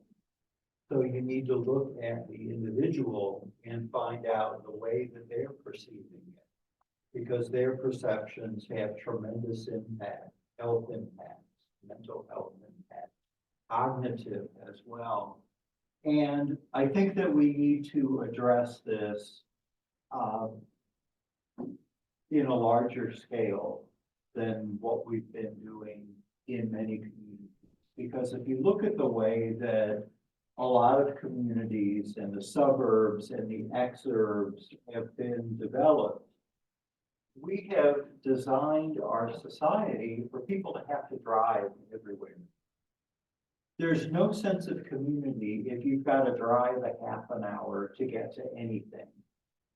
And even in small towns, you might have to drive all the way across town to participate in an activity or, a book reading group, and, those sorts of things that were much more common in the 70s and 80s, people just don't do anymore. So it can be simple, like, let's put together these programs and we're going to have a book club that we're going to read. But I think that community planners need to be very conscious of this issue and make when we're developing new areas or redeveloping old areas of a community, that we make sure that they're designed in a way where people can walk to fruit market or different festivals and things like that. These are important because they build a sense of community and they give you the opportunity to say, you know what, bring the grandkids down because they're going to be celebrating Founder's Day in whatever town, you know. Find reasons to celebrate and gather and make it easy to do so. We have not done that for many decades. It really went into decline in the 50s, where they were tearing down long-established communities to put expressways through, where you can't walk and get to where you used to do the mom and pop grocers and things like that. And, you know, at the risk of sounding like Mayberry, there's something to be said about that, where people know each other. We lived in Chicago for some time and we were there for 10 years. We didn't know any of our neighbors. We'd wave, we'd recognize each other, but we weren't friends with them. And it's not just in big cities, it's in smaller communities as well. And I think that we need to change the way in which we value a sense of community. You can even have multiple small communities within a town or a city. That's very important, because one of the service gaps that we have as people get older is, okay, my spouse of 50 years has passed away, like the gentleman in the film, she's got dementia. So the woman that he knew and loved, she's deep in there, but it's not the same relationship that it was before. And what we're missing, it's like we go from having to, or being able to, live and age in place, to about the only thing between that and the nursing home tends to be assisted living, which is very expensive and it can be very wonderful, but you either pay out of pocket or you spend all of your resources down and you're destitute and you're not in the place that you would prefer to be. And I think that it's really important, particularly since we've not yet gotten to where the bell curve of the baby boomers, we're not yet at the fattest part of the bell curve, where they're getting into their late 70s and 80s and beyond. But rather than looking at that as a source of dread or panic, we should look at it as an opportunity. One of the courses that I teach every summer is activity director. So students who finish the course, they're certified through the health department. And most people, when they think about activity directors, they think about nursing homes and assisted living. But with the consumer or the citizens wanting more and more to age in place, even though data show that living alone has the highest correlation with depression out of the categories of living alone, living with children, or living at home with your spouse. So we don't want to leave our house, but it's got the strongest correlation with depression and problematic health. If people got trained in evidence-based engaging activities that were provided outside of facilities.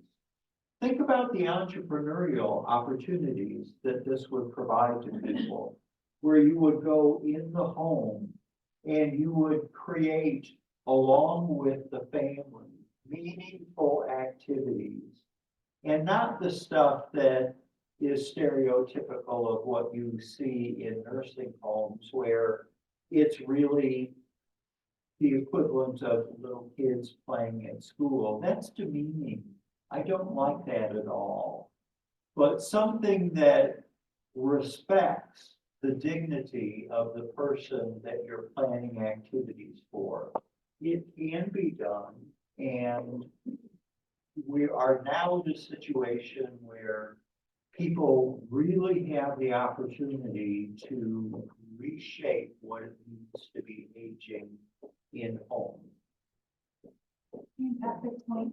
Thank you. It made me think of, if you haven't already heard of the blue zones throughout the world, there are 7 places throughout the world where people live to be average age 100.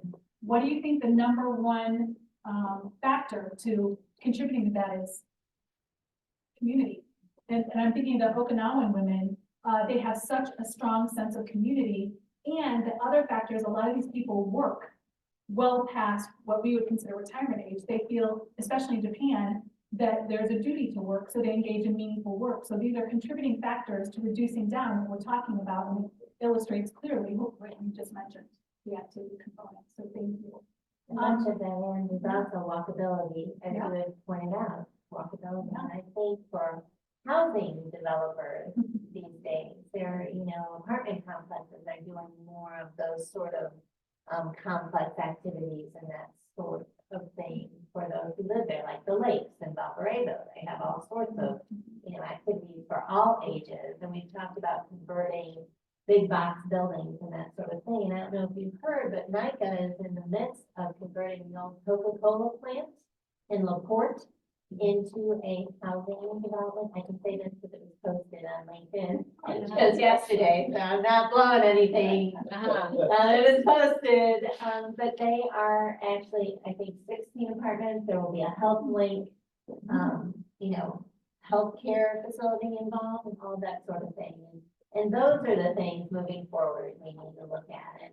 And I love the multi-generational sort of aspect of those things, because a lot of young families with kids don't have extended family as we had in the past, where you would have extended family and have those interactions. The little kids aren't having interactions with grandparents, sorts of people and those sorts of things. There's so much. If anybody in here is a developer, let's talk, because you're right. That's exactly what we have to shift our focus in housing, and building. And at all income levels. Yeah, all income levels. It Because should right not now, just be wealthy people who Yeah. can afford to live in these wonderful. well, like downtown, it's often they need a grocery store though. They're not gonna have the hospitality in downtown Belleville, so they'll get a grocery store down there. But just saying, this is but you can't afford it, right? The apartments are going for 3,000 a month. I can't afford that. No, yeah. To Denise's point, in the Norwegian countries, in Denmark, they do something really neat where in nursing homes, they'll put a daycare in. So there's that interaction, which illustrates perfectly what the two of you have been discussing. So those are things, initiatives, and having these conversations, and that act being proposed last summer, and the sources of strength. These are all things that if we can tie these together and work collaboratively and have these meetings, that things will get done. So yes, please, Kelly. We all need a sense of purpose. Yes.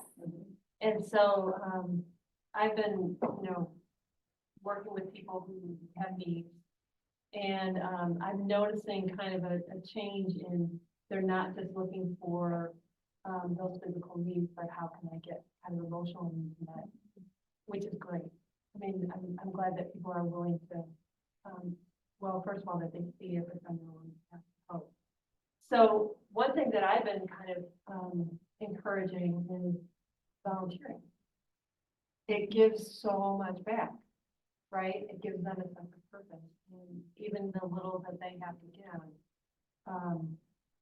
it brings back to them. And that's not what they go into it for, but it's just a natural outcome. So, there's a couple of programs, AmeriCorps Senior, Companion Program. It pays a very small stipend, for some of our people, that's like enough to kind of make it, you know. So, I've been really encouraging people to try to, you know, look at some of those opportunities. There's a woman that, made little Afghan laugh blankets. She's blind and she makes these, and so giving those out is like a double gift. You know, not only is this beautiful and you can, you know, warm yourself and just feel comfortable with this, but it was made by someone who wanted to give back. So it kind of gives the, I don't know, just the encouragement to give back. So, any opportunities I see for people to volunteer, I'm trying to encourage that because I think that gives back to you. Absolutely. Yeah, so that makes me where I'm gonna make my shameless plug. So if anybody doesn't know, as hospice is a hospice organization, we need 5% of our service hours to be provided by volunteers. I'm not really sure why that is, but the Center for Medicare Services, CMS, that's just what the requirement is. So on the table over there is a very comprehensive flyer of all the different volunteer opportunities that are available at VNA. We have volunteers that have been volunteering for 30+ years because they come and they have that sense of purpose. There's a group of women that have all been volunteering for years. They go on vacation together, they get breakfast, they do this, they're going to this show at the Memorial Opera House. Oh, I'm gonna watch your dog. Will you go visit, you know, your friends and out of state and this and that? Oh man, that volunteer group is quite impressive. And so, we're also a nonprofit. So like I talked about earlier, our Meals on Wheels program, we deliver 250 meals a day. That's 30 volunteers a day just to deliver those meals, because it's like 28-ish routes or something like that, plus our truck drivers and our coordinators and all of that. So we use about 30 volunteers a day just to do Meals on Wheels. Then we have everybody that, you know, works the hospice center and companionship. So one of our biggest volunteer positions is literally a companion volunteer. You go sit with a patient, you read a book to them, you talk about the news, watch a movie, make them a snack, just spending time together.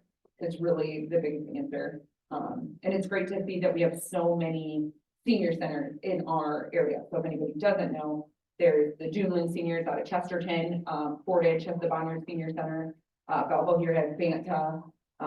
There's one, I believe, in Cherville, Munster. So they're all over the place. Michigan City has one. And so it's just finding those places of connection. And it's really just about being informed. So as advocates, we can all be informed about what's out there. So when we come across those things, it can be something as simple as just passing along information in the conversation. Oh, your person, oh, volunteering, did you look at VNA? You can do baked goods, you can do this, you can do that. Or it's, hey, oh, you mentioned you like to knit. Did you know Bonner Senior Center has a knitting and crocheting club? You know, little connections like that can make all the difference. And those are truly the three biggest protective factors. There's so much research behind this, working with kids' mental health and just everybody. Higher purpose, one of the biggest protective factors, connectedness, all of those things, and authoritative schools or families for kids, but translate that to authoritative communities for all individuals, because we step up, we have meetings like this, people are out there sharing information and collaborating and forming partnerships. That's an authoritative community, not authoritarian, but authoritative, you know, authoritative, where we have, you know, we have goals, right, to achieve that sort of thing. Three things protective factors. So, What I think what furthers that is the consistency of those connections. So I don't know if anyone's familiar with Our Greater Good. They're a nonprofit in the area that provides mentorship programs for kids. And so I was just at a presentation of theirs earlier this week. And they said by having a consistent mentor in a child's life, that same person that shows up every week and just knows that they're going to be there for you can undo, like, one school year of a consistent mentor can undo years of trauma. And so, like, if you think about it, kids can do that. Like, we can do that with children. And those programs are starting to happen now. Imagine what those kids are gonna do when they're adult and who they're gonna be there for. And I think it's not just at the childhood level. I think that same concept can be applied. And we've seen that happen where somebody is, a hospice or palliative care patient, they're at home, they're alone.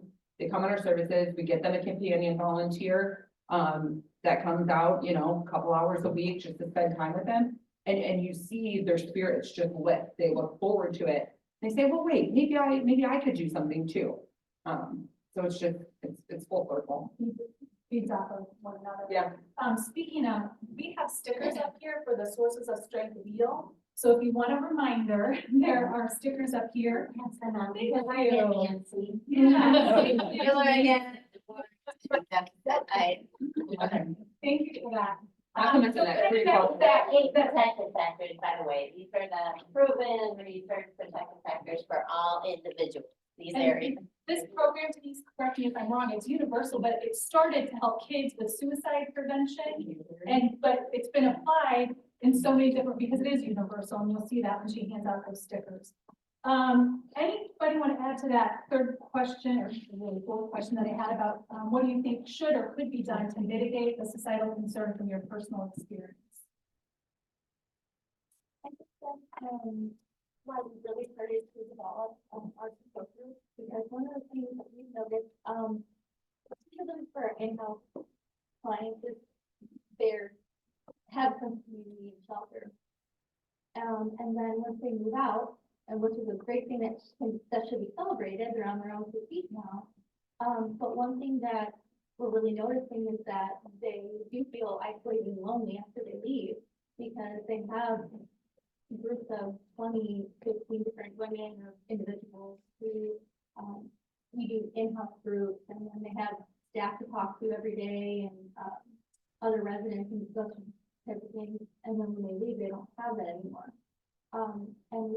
So sometimes they'll call us just to have someone to talk to, which is why we really saw a need to really develop our support group, so that way our community clients, but also our past residents still have that sense of community and connectedness to the community. Awesome. Yeah, and that's a good point.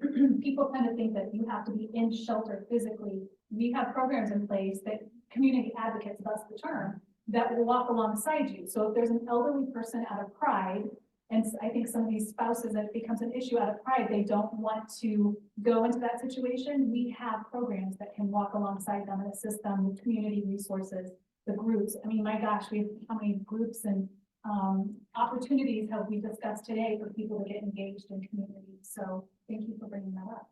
Anything you want to add to that? I think the other thing we're doing is finding, and there are volunteers that come in, and so there's this volunteer that we have, Susan, and she gets a list of every week of our at-risk clients and all of our services, and she comes in for about 3 hours in the afternoon, and she literally just calls them and talks to them on the phone. Hey, how's it going? What's going on with this? And then we also have on our hospice service line another volunteer who does what we call tuck and calls. And so it really started as being more efficient as a provider to our hospice patients. But she calls every Wednesday to say, hey, what supplies are you low on? What challenges are you facing? Let's get ahead of this on Wednesday. So by Friday, we've got everything resolved, and you're not calling us Friday at 3 o'clock. And then we're sending out of all our on-call, and then our staff is getting burned out because their on-call hours over the weekend are really, really demanding. Let's get ahead of these things. And so I think it's a lot of those proactive programs and creating those connections earlier rather than being reactive. Very, very true. One of the things I wanted to mention, and I can send you a link to it, the World Health Organization back on Older Citizen Day, which I think is October 1st, but they played it October 2nd. It was a virtual conference, for lack of better, and it was outstanding. And they talked about housing, and ARC, I did not know this, has an international leg. I thought it was just strictly the United States, but they have an international leg. And their representative spoke on housing and that need that you talked about, Dawn, and it's really enlightening. So I will send a link to that program as well. From the audience, do you have anything you want to add or any questions? I do, I have a question. So me and Marco, actually, we're newer to Brickyard. We had a resident that came in and almost immediately kind of realized that the caregiver, who was the husband, was kind of being rough with her. And I am in a unique position that I get to kind of read their HMP and the history and what kind of incidents brought them to be with us. So it's kind of cool and interesting. Some of them have like great stories. And then I kind of build upon that to build my relationship with them when they come into the facility. But almost right away, we had a resident report that this gentleman had physically assaulted this new resident that we just got. And obviously everybody was concerned about that, so we had contacted the police, we had called BPS, all those things. However, you know, unfortunately, because of these managed Medicare policies, we only get so much time with them because these policies are dictating how long we're being able to teach them service, right? So in the meantime, you know, Raquel is following up and trying to see, you know, what's the status of this investigation, what's going on with this investigation. And during this, they cut her from services. So now what do we do with this patient? Do we try to keep her in the facility or do we send her home with somebody who we know is potentially being abusive? And not only that, it was reported from our psych services that he had reported that sometimes he just needs to pick her up and shake her. And, or, she was on a pureed diet and he's trying to feed her pizza. And like multiple staff members witness it. At the end of the day, how can you expedite this process in order to get them more actively involved? Like we had a regional reach out to the police and to APS. And, you know, when we're reaching out to them and saying, oh, it's under investigation, or, oh, we're working on it. But I mean, realistically, at the end of the day, none of us felt good about discharging her home with them. And we had legally no right to keep her. So, you know, where do you, or how can we get this process to happen quicker, I guess? I have, especially when investigations are already happening, if the individual has all, like, their faculties with them, and, no, that's not the case. If it is the case, however, though, because, you would, and there's something you can help you apply for an order of protection. I have done that twice, where I've gone to a nursing home, in Porter County to help, and then, some elderly people, write an order of protection with them. So that way they can go home, after being in a rehab facility. Sometimes it requires going to court sometimes, which is why, and that person has to be able to be, present their case in front of a judge a lot of the times, which is why they kind of need to be able to do that. But if you do find yourself in that situation, if somebody can advocate for themselves, that's usually a lot of the times immediate relief while an investigation happens. So our population at Valparaiso, we have a very mixed, we have dementia, we have early dementia, we have some patients who are able to verbalize their needs and some who are not. And in Ms. Dunston's case, I'd like to say she was not able to do that. I mean, I think that she was fully dependent on her abuser and didn't know what she would do if he wasn't there. So like, I think we just wanted to have an intervention happen quicker than it did. Because now, even if we follow up with her, we don't even know what the outcome of the APS is going. So when we were in that similar situation with the gentleman that was out, you know, living in that shack and couldn't care for himself, APS advised, because very similar situation, right? He's not taking care of, it's not an abuser, but he's not taking care of himself. There's clearly issues. And we were very similar in that, like, how do we get this resolved right away? And so APS advised documenting every single occurrence. So when she was in your facility, which I realized is a little bit kind of a moot point now, but for future cases, so every time you see an inappropriate interaction, document them separately. So that could mean if he's there for 3 hours and you witness, I mean, there was 15 multiple, you know, progress was put in. They actually had to put him on supervision when he was in the building with her. They didn't want him to be in a room by himself with her. So I'm talking like externally. So you as a mandatory reporter, because I'm sure you guys have some of those things, going to the APS website. And like I said, if he's in your building for 3 hours and you notice 15 different times where he violated, you know, whatever her protocols or this or that, that's 15 different APS reports.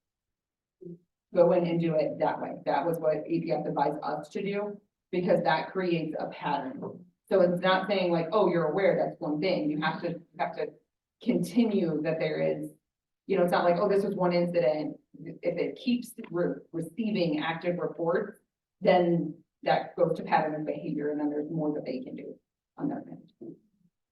I'm just relaying what APS told us. Oh, well, I wish they would have told us that, because there would have been multiple, I think they probably would have had 100 by the time we were done. Yeah. So that's, It puts no, more thank you. pressure on them to act, yeah. For sure. So to kind of wrap this up, I will just leave it up to you to kind of ad lib and make a comment or anything that you would like to contribute outside of these formal questions, and I'll just go right down the road here. Kristen, anything that you want to add?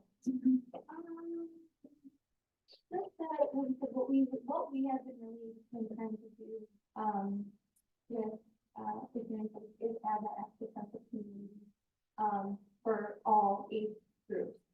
Well, it's 18 and older, but, well, not even younger, younger, I mean, yeah, and Out in the community, so, that's something that I will say, is that that's what we're really trying to do, is people, connect people about these groups. And to add to that, and thank you, Denise, my background in the law, I have been subjected to different experiences, and this is a huge issue. And when I presented it to Denise, she was very open and supportive of doing that. And this is the only initiative I know through a domestic violence shelter that's doing this in Northwest Indiana. So it's important that we keep engaging you guys and having these conversations, and we will later spring have another conversation. It might be about financial exploitation, putting it out there, Joe.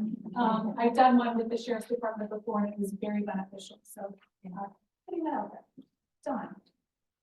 I would just like to encourage, I mean, I'm preaching to the choir here, but we need to work on adjusting the way that we look at people who are older.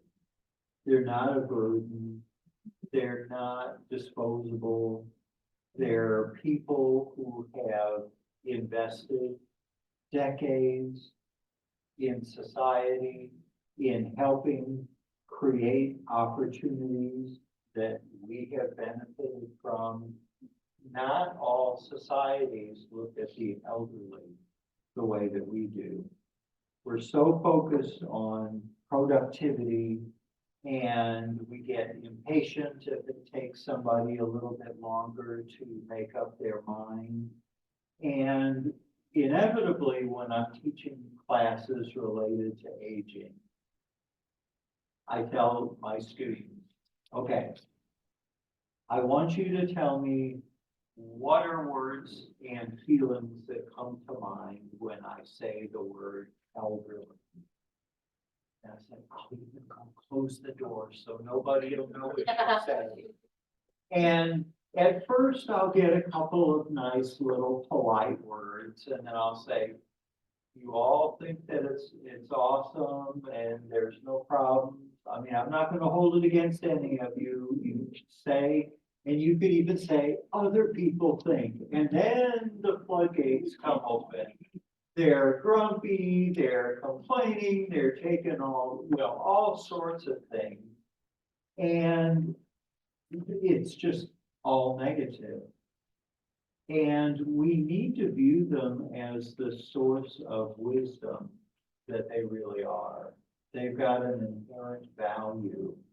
And yes, the technology's changed and the world has changed, but some of the life lessons that they have accumulated over decades of participating, and I think that you gain a certain amount of wisdom just going through, you know? I think everybody has something to offer, and viewing them as a resource rather than, oh gee, what am I gonna do with them now? Who's gonna sit with grandma? And that's gonna take quite an effort for people to adjust those attitudes. But I think it's really essential, because until people value something, they're not willing to spend their tax dollars in supporting it. And it doesn't all have to be tax supported, but in making decisions about, all right, well, once you hit 80, you know, you're on borrowed time, so let's just keep her, you know, give them something meaningful to do and ask their advice, because they've learned a heck of a lot through what they've been through, and value it. And an organization that I'd like to bring to your attention, I attended one of their virtual seminars, and they truly are seminars. They're very, very interactive. It's called Saging International, SAGE-ING International. Google them, and they're wonderful. They really are. And I was the youngest person in the group that I participated in. They even, when you're introducing yourself, you give your age, you don't say, I'm 63 years old. We're told, I have 63 years of life experience. And sometimes just subtle changes in the wording of things like that can change attitudes. And we had people from Europe, we had several from Canada, and all around the United States. And one of the most valuable lessons that I learned is that regardless of where you live, when you get older, you have not given up. You don't have no ambition, and we want to be able to contribute. So I strongly encourage you to look at that organization. It's a not-for-profit, and they do really great work. And there's a book, if you want to get that, From Aging to Saging. It's a really good book. So I'd encourage you to take a look at that as well. Thanks, John. Great information. So I think most of you in the room, very much like myself, you're here for your organization because you're serving people. So I think the thing I most want you to take away is that the VNA is here to support you guys as providers. So whether it's you want us, a social worker to come in and talk about advanced directives with your group, or you want a conversation about, what resources are available, or any of those things. We have a variety of stuff that we do. I mean, everything from, like I said, We Honor Veterans to Meals on Wheels and hospice and palliative care. Being a nonprofit, one of our taglines is literally like, we help everyone regardless of their ability to pay, and that doesn't just mean on our service line. We have an entire position called the Resource Navigator dedicated to troubleshooting for the people that reach out to us that we can't serve. So literally her entire job is to, when people call us and they say, I need home health care, and we're like, oh, we don't do home health care anymore. I'm sorry, we discontinued that program in 2016. To, oh, I'm homeless and I don't have food, or this or that. She and I work very closely together. And so everybody here, like, I will go back and tell her about all of you guys and all the things that you do. And so we're here to be a part of that community and help make those connections and support everyone. So we do what we do. Well, thank you. I appreciate that. Yeah. So I believe the energy in this room today of like-minded people has helped to lift the surrounding community. And my reason for that is I went to a place called The Lodge in Iowa many years ago. And it was right next door to the Maharishi Institute. And he would come over and teach transcendental meditation. And we heard a lot of stories about it. And one time they took a bus to DC because the president, it might have been Bush then, was in there and was going to give them an audience. They were going to be able to speak to him. The time while they were there for a week doing their meditating, and the crime in DC, there's studies out there, reduced by like 10 or 15% while they were there. The president didn't end up having time to see him. They left and it immediately spiked back up. So I believe what we have in this room, we all need to take it out there. And I know we all do this. This is the kind of people in this room, I can see it. But we have to keep doing it and to share our experiences and bring other people into the fold so that it continues to grow and we can come up with better place. comments from the audience before I read something that I'm gonna have Denise close, and she will just make some comments. I know I'm on the spot on that. Yeah. I just have a quick question. Is everyone's organization in the database for the 211 Connect to Help? And do you use that as a Is resource? that the same as findhelp.org? I'm sorry? Is that the same as findhelp.org? Then yes. Good point. Thank you for raising that. And if anyone didn't know on that point, I don't know how many organizations, would partner with United Way.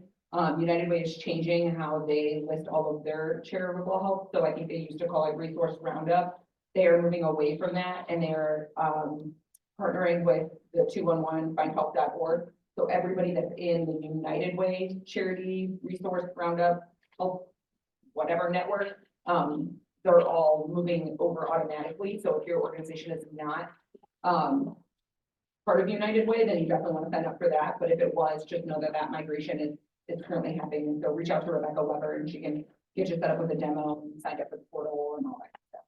Awesome. I have mine on Thursday. Thank you. And take cookies or a donut or whatever with you. We have a lot, as you need. And again, packets of cards up here. There's other information. Feel free to take it. But this, ironically speaking of vibration, came across my computer last night. I'm battling a cold, so thank you for bearing with me. A letter from an elderly woman from a nursing home. I'm 82 years old. I have 4 children, 11 grandchildren, 2 great-grandchildren, and a room of 12 square meters.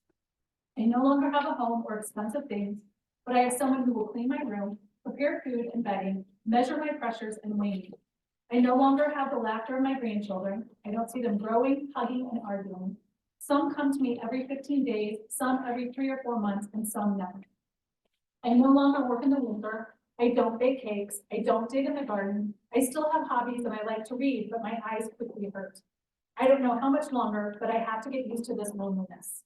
Here at home, I lead group work and help those who are worse than me as much as I can.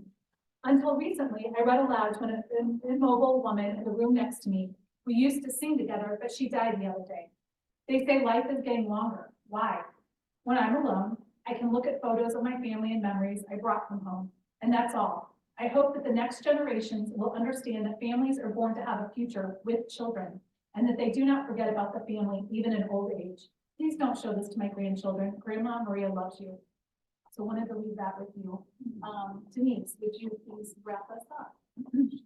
And that's a beautiful wrap up. And really, I just want to thank Angie for the millions of things she does in so many different areas for this community and for the world beyond. But for her connection to work through us at the Caring Place, it's just an honor to work with you. I've been thrilled that you've been willing to work with us as much as we could. I mean, this woman came in and even was our Lake County advocate for a while and doing just so she was right inside learning everything. And so many moves and transitions and thoughts that you're so willing to do this for us. I'm always calling and saying, so are you still interested in working with us? Because I keep thinking she's gonna leave us, but can you just give Angie a big round of applause? First I said yes. First I said yes to Ange and this really important topic. And I think just all of you, thank you so much for being involved. Thank you for being willing to be out there spreading the word, talking about community and just, you know, all humanity. Today we're focused on our elders. And it's just sad that we have a distinctly American view of old age and the elderly and that sort of thing. And we need to keep chipping away at that and setting the models where our children learn to respect us and their grandparents and the elder population in our community. And so every one of us can have an impact in that way. It's modeling that. It's why Pam does what she does. It's why we all have a heart for this, because that was modeled to us and we continue that. And that has the biggest impact. So thank you so much for being here. Thank you for partnering with us in so many ways. Thanks for coming out in this horrible weather, and we appreciate you. And please give our panelists.